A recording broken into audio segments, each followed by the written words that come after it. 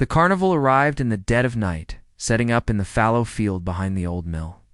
Its lights were a sickly sweet orange, and its calliope music was just slightly off-key. We called it the Dusk Fair. No one saw the carnies. The rides ran themselves.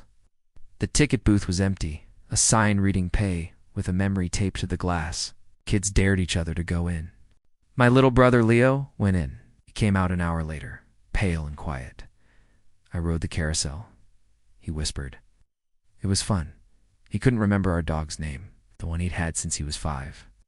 I went in after him, determined to get his memory back. The place was a maze of twisting paths and distorted mirrors. I found a tent called the Laughing Gallery. Inside, porcelain dolls sat on swings, their heads thrown back in silent, endless laughter. The air smelled like cotton candy and rot. A barker's voice, smooth as oil, slithered from a speaker. Step right up, forget a sorrow, lose a fear, all for the low price of a happy thought. I saw Mrs. Gable from down the street, standing before a game where you threw rings over floating, glowing orbs.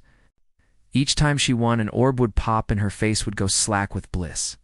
She'd forgotten her son's funeral. She was using the memory of his laugh to play again. I found the carousel.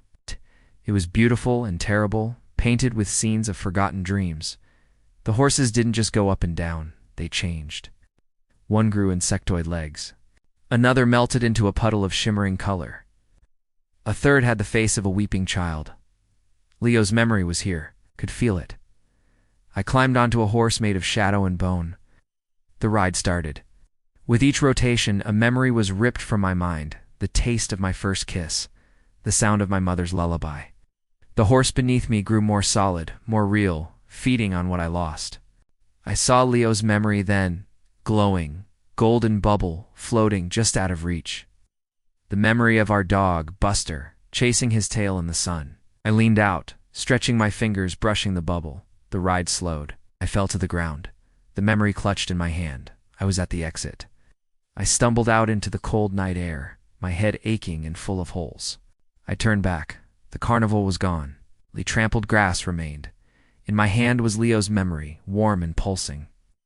But as I watched, it faded, dissolving into motes of light.